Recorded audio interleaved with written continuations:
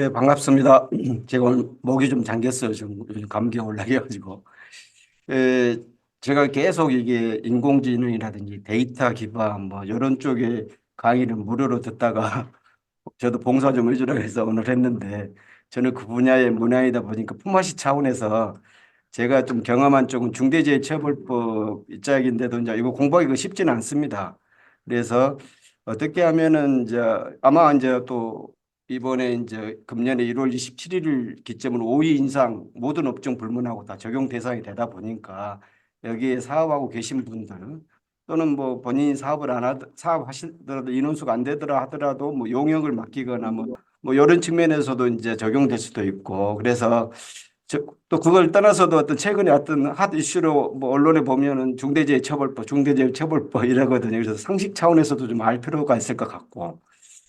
두 번째로는 아마 여러분이 우리가 살아가다 보면 안전이라는 것을 광범위합니다. 그래서 어떻게 하면은 보통 뭐 이게 아주 간단한 거지만 오늘 제 내용 중에 일부 통해서 여러분 생활 속에서 어떻게 안전을 우선시하는 어떤 행동 패턴, 어떤 생각을 가질 수 있는 뭐 이런 계기도 됐으면 좋겠다는 생각이 들고 제일 더 중요한 거는 어떻게 보면은 우리 사회에서 가장 그 위험에 가장 하이 리스크에 노출된 노동자들의 사고를 어떻게 효율적으로 지금까지는 어떻게 재래형 형태로 재해를 예방한다고 열심히 했지만 우리나라가 이제 급속도로 발달된 전식 AI라든지 이게 로봇이라든지 이렇게 인공지능 어떤 데이터 기반 이런 쪽에 모든 산업에서 발달되고 있는데 이 산업 재해를 예방하는데 어떤 툴을 또는 디바이스가 되든 여러 장치들을 여러분이 하고 계시는 쪽에서 이런 조금 이런 것을 하고 우리 제가 알고 있는 안전보건에 관한 뭐랄까 정제된 데이터 정보 뭐 이것과 해서 그들이 가장 효과적으로 또는 가성비가 좋은 재해를 줄일 수 있는 그런 것도 한번 고민하는 자리 차원에서 오늘 강의를 좀 하겠습니다. 뭐 이건 제 자랑 같은데 옛날에 이제 저도 강의를 잘 퇴직하고는 안 하려고 했는데 하다 이제 중첩법 체험이 생길 때 상공회의소에서 전국에 홍보 차원에서 좀 강의 좀 해주라 해가지고 저도 이렇게 보면은 보면서 지금은 이제 사업주들 관심이 많았는데 제가 여러 지역의 상공회의소 여수 상공회의소는 상당히 적어도 임원급 이상이 참여를 했어요. 한 150명 정도. 그때 이제 뭐 갑자기 MBC 뉴스에 나왔던 뭐 사례인데 저도 자랑 좀 했습니다. 뭐 저희 소개는 이 정도로 돼서요. 저도 이제 현업에서 주로 CEO라든 경영층 상대로 이렇게 특강들을 해봤더니 상당히 관심이 있고 처음에는 관심이 없어요. 듣다 보면 빨리 온 것 같아요. 오늘 그럴지 모르겠습니다. 제가 이제 이게 사람은 골똘하게 어떤 특히 여러분 IT라든지 인공지능 데이터 이쪽에 연구를 하시면 또 최근에 몇 분을 만나면 밤잠을 안 자고 연구를 하시잖아요. 저도 이제 이렇게 하다 보면 제 달란트는 요짝이다 보니까 18에 대해서도 관심을 한번 가져 봤더니 나름 논리가 하나 개똥철학 같은 논리가 하나 생겼어요. 18이라는 숫자가 왜 중요할까 했더니 우리 선배 시민들이 만들어준 것 중에 저는 골프를 못 칩니다. 근데 골프도 18홀이에요. 뭐 19홀도 되고 17홀도 될 것 같은데 바둑판도 18칸입니다. 바로 세로가. 또 노래도 보면 18세 순위가 17살도 있고 20살도 있는데 학심은 또 18세 순위고 또 낭낭 18세란 말이에요. 저는 이제 뭐 믿음 이런 거 따라서 강의 목적 단테의 신곡에 보면은 천국이 9단계고 지옥이 9단계입니다. 그것도 18등급이에요. 또 우리 승무로 유명한 조지훈 시인의 그 주도 18등급이에요. 술도 등급이 계급이 18등급이 있어요. 우리가 18에 상당히 의미가 있는 숫자들이네. 그래서 왜 그런 건지 어, 여러분 중대재해처벌법이 조문이 18개입니다. 그 만든 사람은 이 뜻을 몰랐을 건데 저는 이제 해보니까 또 해석을 18에서 찾아봤어요. 그럼 아무리 머리가 멍청해도 일주일 공부하면 18개 조문을 아무개 다 하고 이해할 수 있어요. 그런데도 불구하고 사회적으로 엄청 어렵지 않아요, 이 법이. 그 많은 법률 조항보다도 혼 18개밖에 안 되는 숫자가 왜 어려울 것인가. 이걸 알아야 되는데 사람은 이게 가볍게 생각하고 저도 뭐 기고를 해주라 해도 잘 안 합니다. 왜냐하면 저희가 이게 노동자 입장, 경영자 입장에서 생활해 본 적이 거의 없잖아요. 공직에 있다 보니까 그래도 많이 현장을 다녀봤지만 그래서 결국은 이 법이 단지 그 18개 조문이 아니라 그거 하려면 사전 지식이 일단 법률적 지식이 있어요. 이게 형사법이거든요. 그러면은 형법이라든지 민법 공부도 해야 돼요. 그래서 제가 그 상공회에서 강의를 요청받고 제가 저도 법대가 나왔지만은 다 잊어버려가지고 다시 책을 한번 읽어보기도 했고 또 이것만 가지고 안 돼요. 그러니까 구체적으로 어떤 것을 하도록 확인하는 의무를 하려면은 소위 산업안전보건 기준에 관한 규칙이 아주 구체적인 거 673개의 조항이 있어요.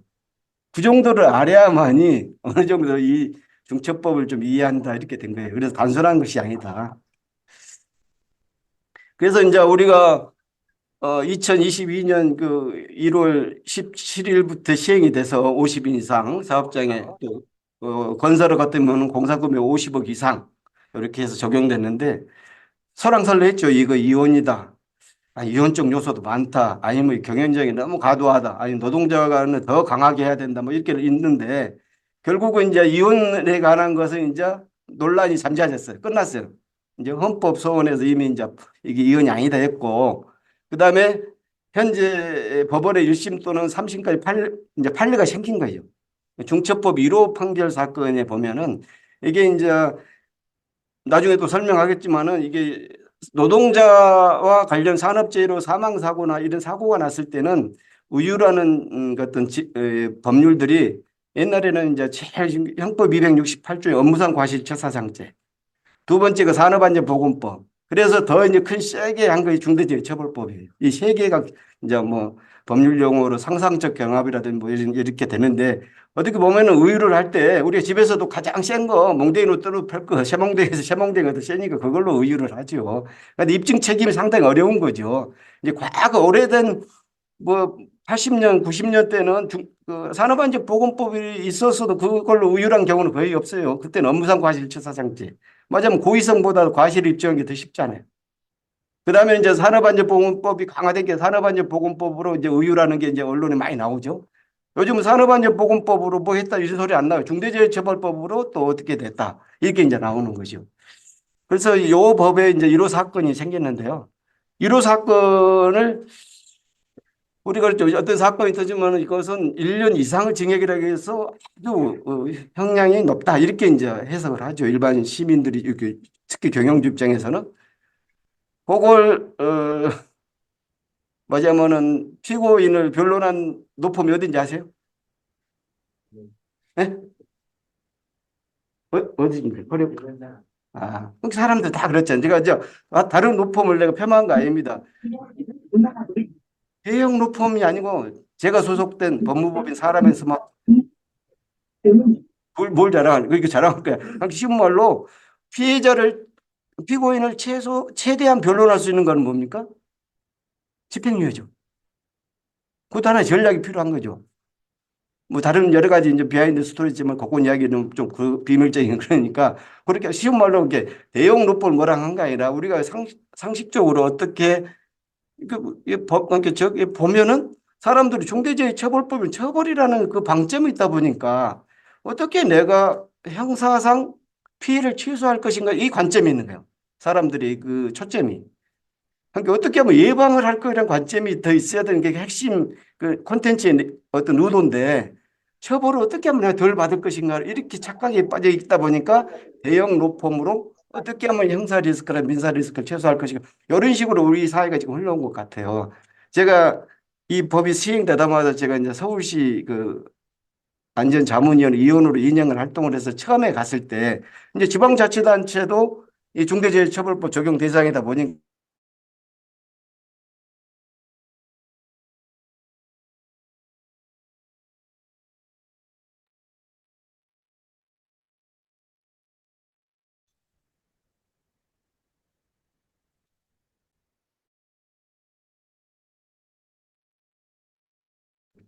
불론을 했는데 이제 우리가 처음에 이제 이촉장 받고 그날 회의를 했는데 쭉 다 듣고는 제가 간단히 이야기했죠.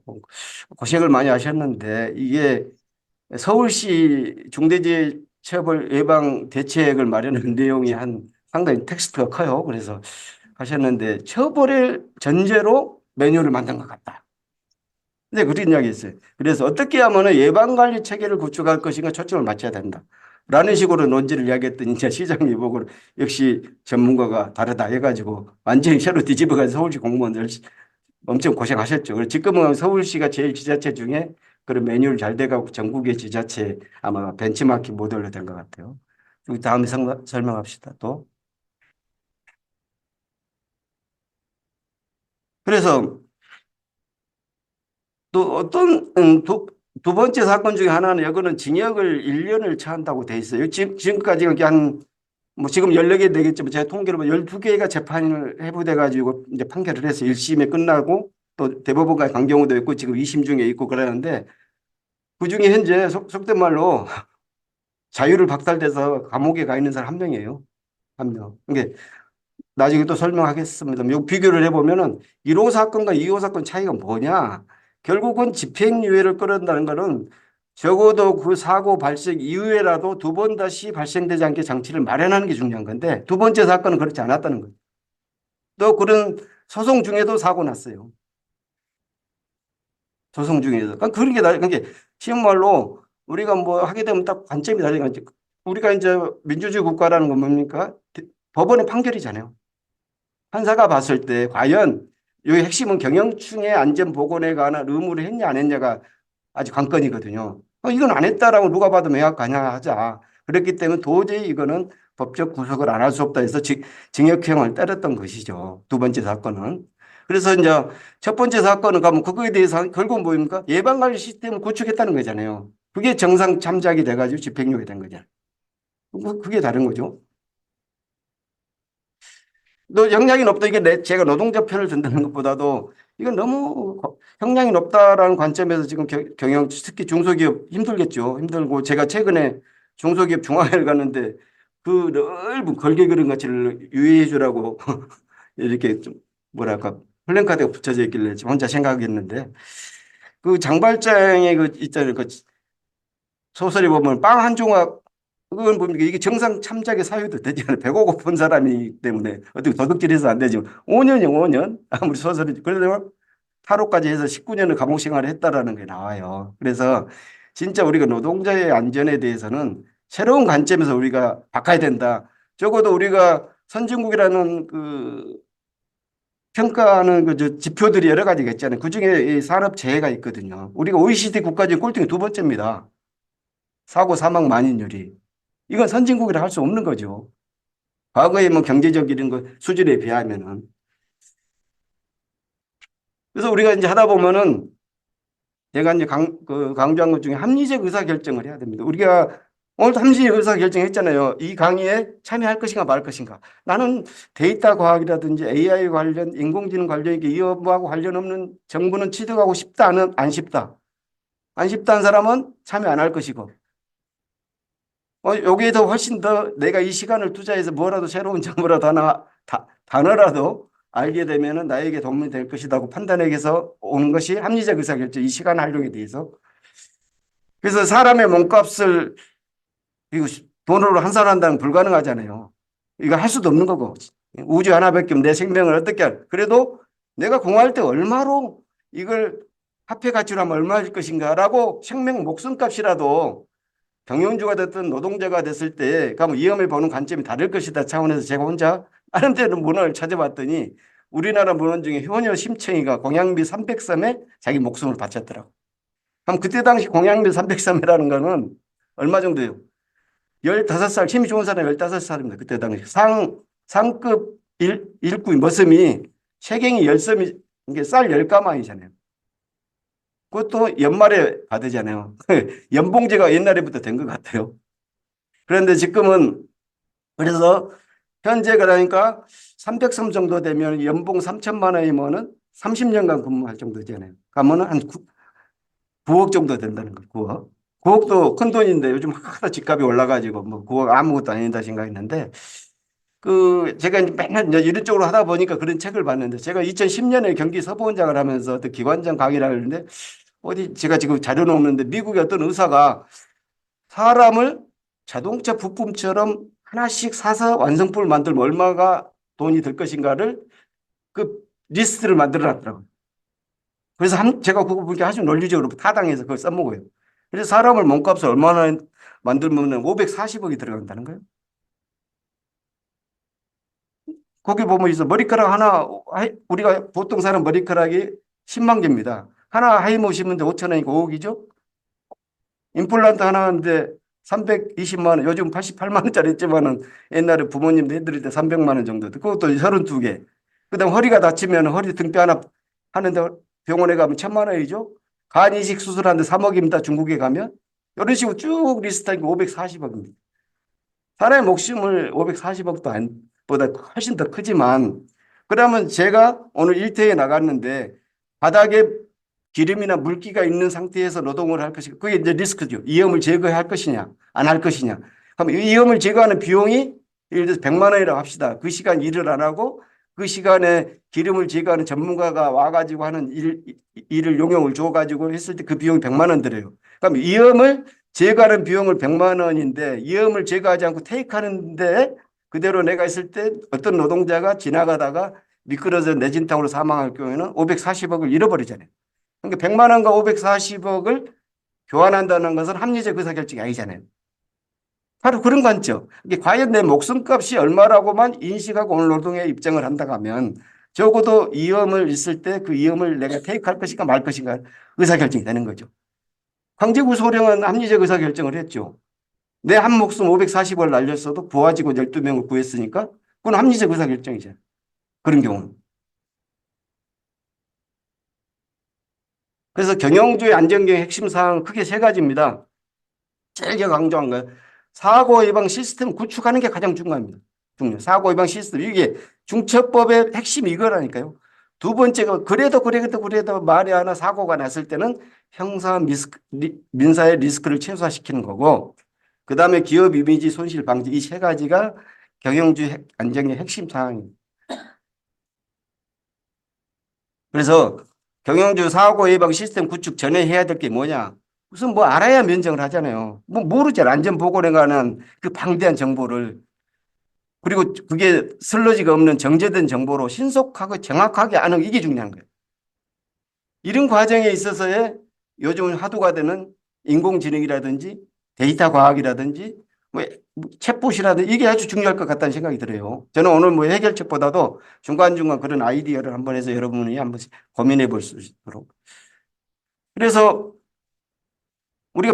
우리나라가 뭐죠? 위생 수준이 높으니까 이제 빗물은 뭐 안 먹잖아요. 뭐 아프리카 이제 후진국 같은 먹을 물을 먹어야 우리 수준은 빗물 안 먹죠. 수돗물을 먹는 거예요. 수돗물도 잘 안 먹으니까 삼다도도 사 먹고 이렇게 하잖아요. 그럼 수돗물을 사 먹을 때가 뭐예요? 빗물이 있다. 그러니까 한강에 쌓인다. 그러면 그거 뭐예요? 영등포에 서울시에서 정수 처리장을 만들잖아요. 그러면 한강물을 정수 처리장으로 오면은 정수 처리장에서 페트병이라든지 수출입물이라든지 이런 것을 건져내고 거기다 약물을 소독을 해가지고 배관을 통해서 집에서 꼭지만 틀면 수돗물을 먹을 수 있게. 바로 이게 중요한 거죠.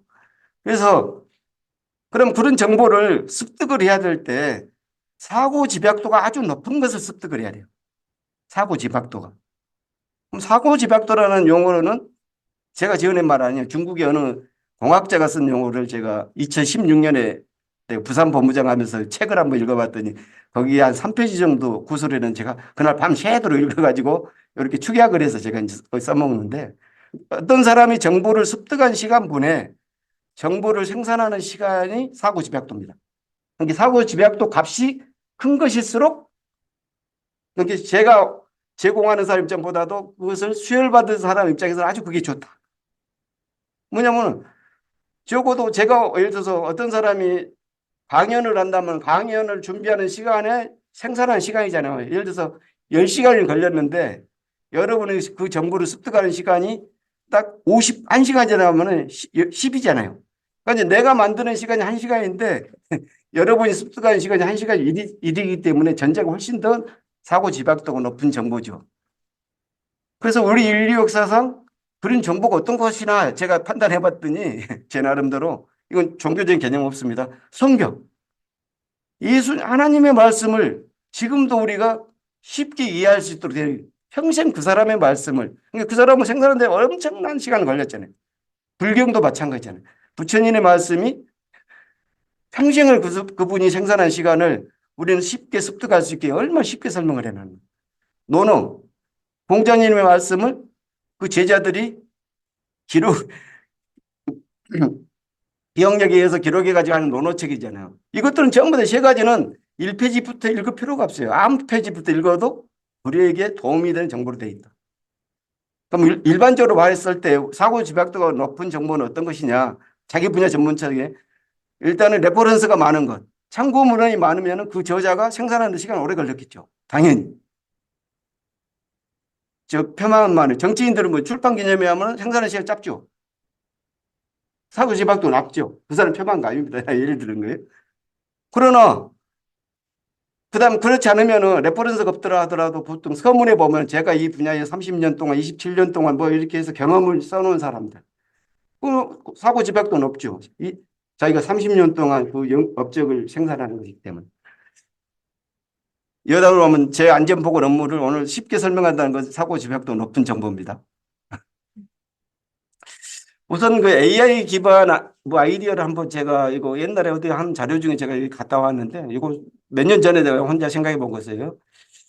그래서 우리나라의 산업 현재 어떤 그 산재보험 가입된 사업 정수가 230만 개 정도 됩니다. 통계적으로. 그런데 고용노동부나 제 전 직장 안전보험공단에서 1년에 서비스할 수 있는 거, 이 여러 위탁한 것까지 해서 한 50만 개, 60만 개 정도 될 걸로 제가 추정이 나는데, 그럼 뭐예요? 나머지 사업장은 아직까지 안전보건의 여러 가지 다양한 컨설팅이나 서비스를 못 받잖아요.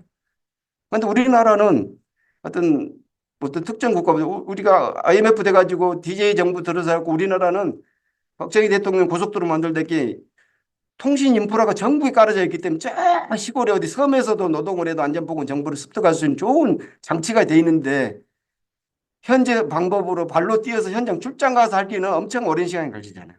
그래서 우리는 아주 좋은 환경에 있다, 인프라에. 그래서 안전보건의 문제를 적어도 챗봇을 개발해가지고 이게 엄청 아까 있잖아요. 안전보건에 관한 법령, 아까 안전보건 기준에 관한 규칙만 670 몇 개라고 했는데 지침, 표준, 매뉴얼, 코드까지 하면 수십만 데이터가 있어야 되거든요.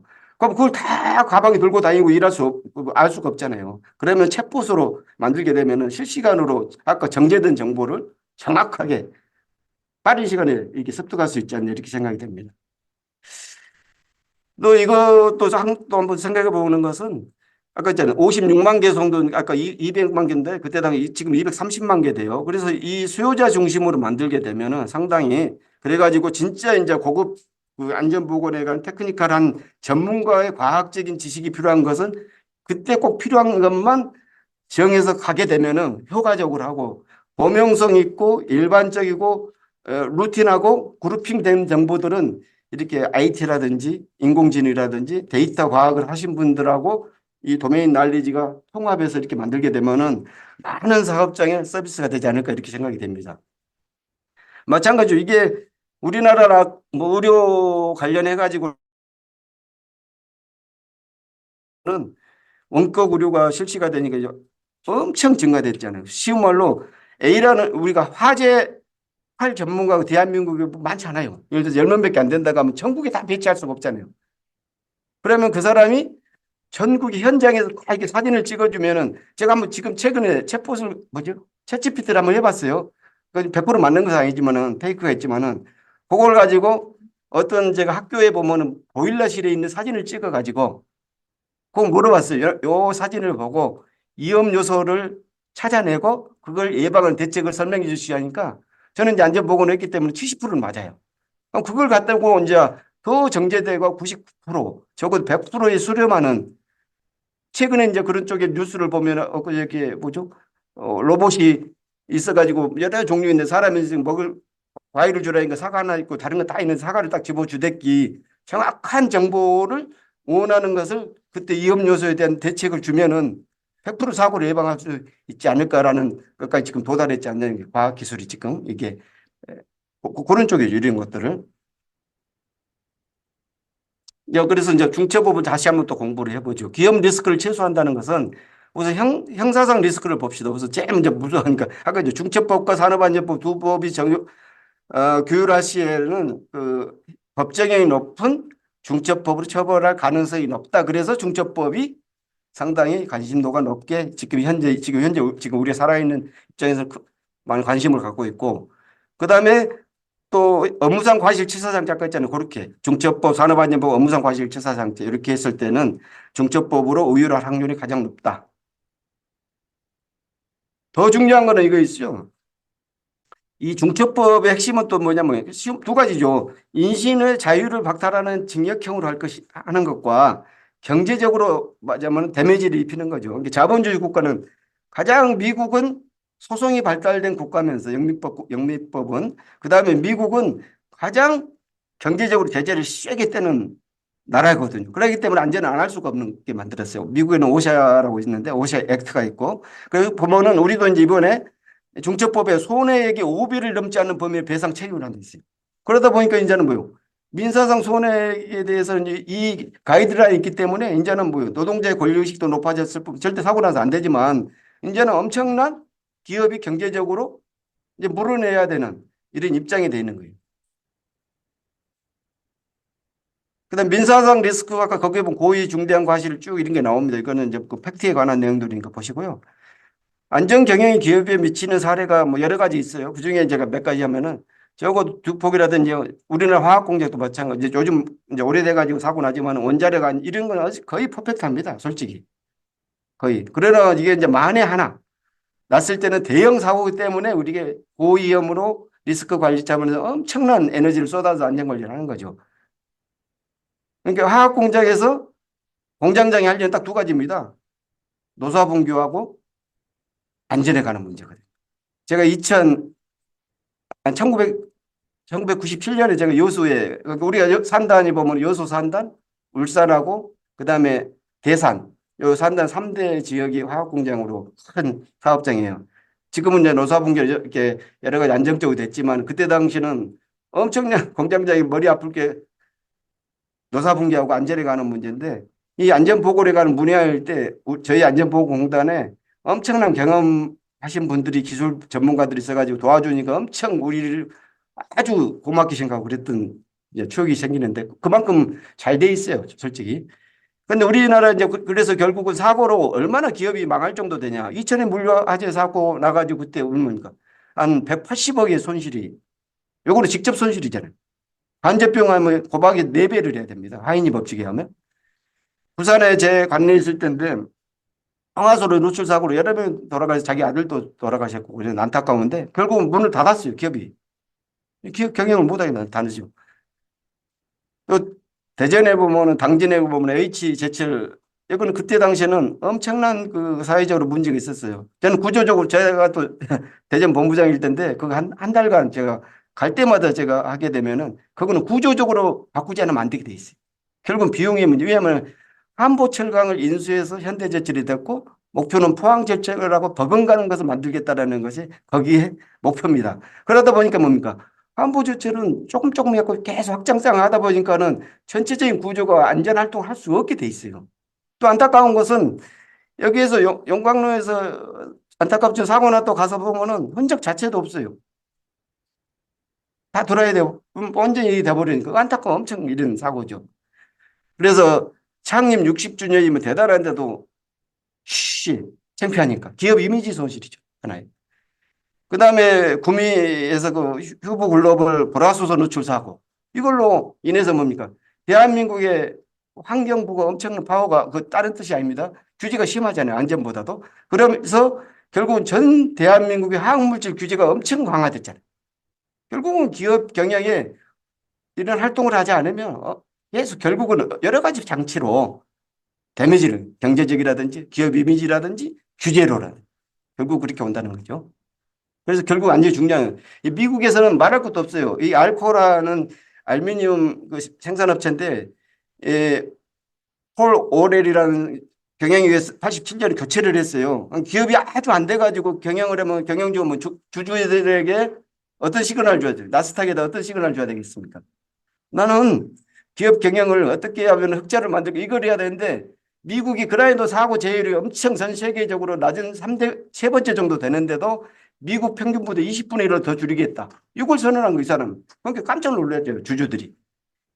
결국은 그걸 실천해 가지고 결국은 자기가 순이익도 5배나 했고 주가도 5배나 끌어올리니.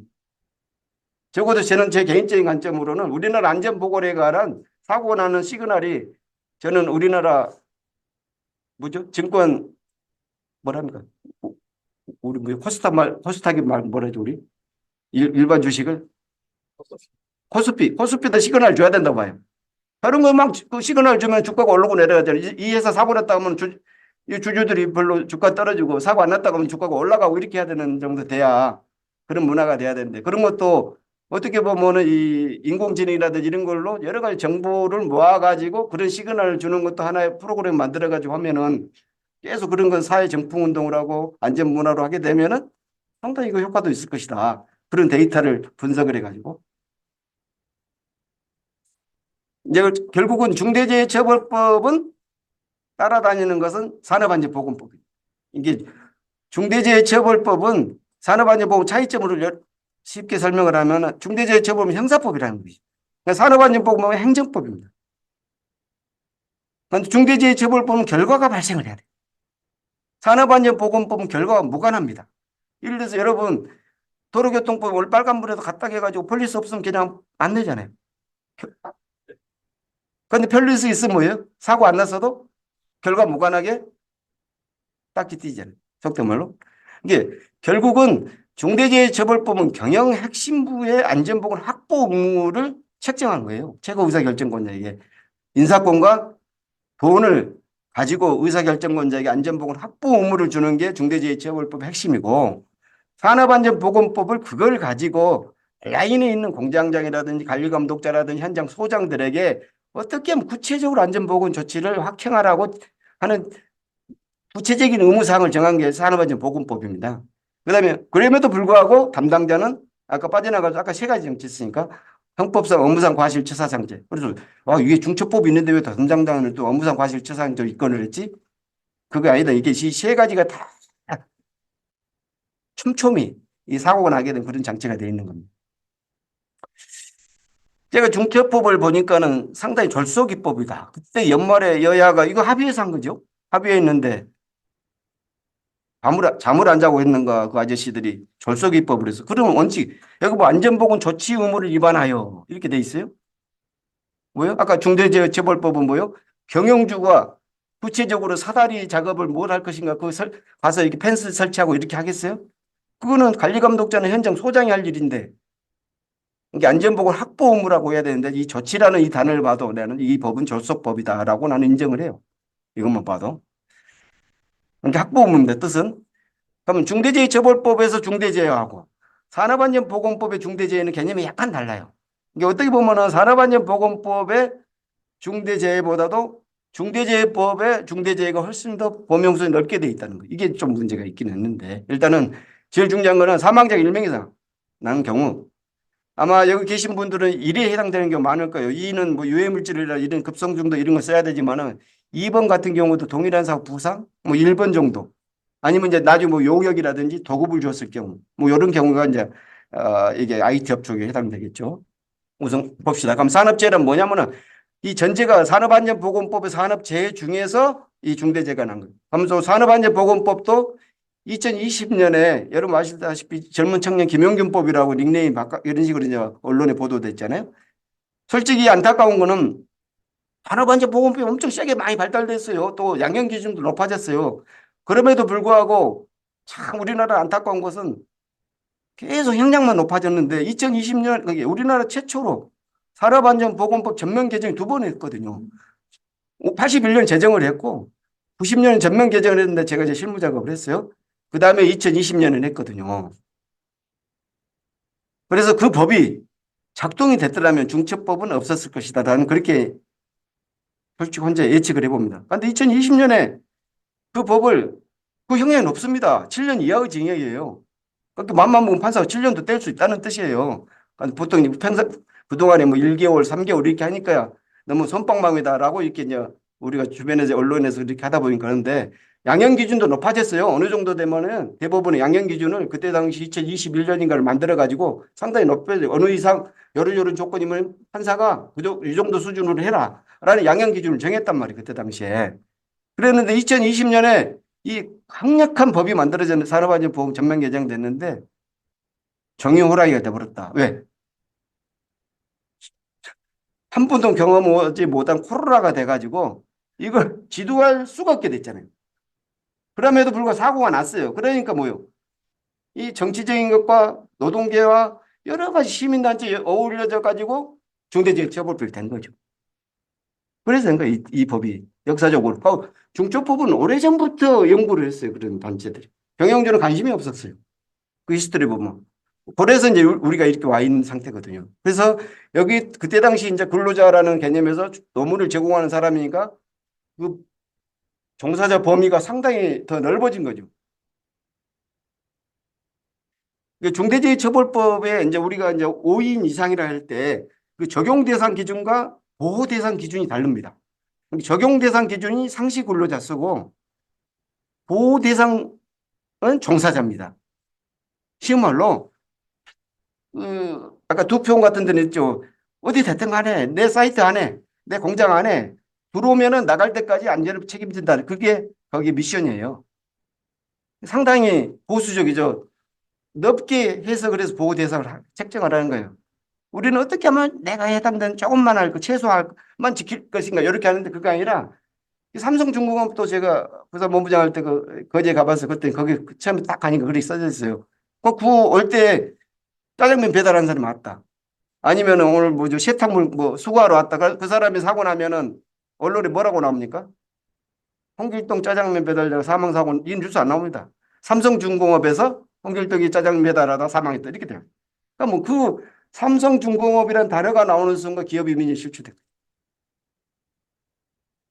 옛날 지금도 그러잖아요. 언론사에서 뭐 워스트죠. 나쁜 뭐 문제로 있을 때 20개 사업장을 다 쓸 수 없으니까 이름을 앞에다 쓸 때 2개 정도 할 때는 이름 빼주라고 이렇게 하잖아요.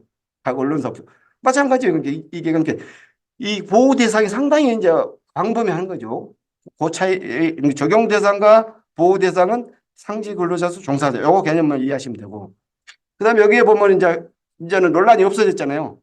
이미 이제 무조건 5인 이상이면 다 업종 불문하고 적용 대상이다. 이제 해석의 소지가 딱 있어요.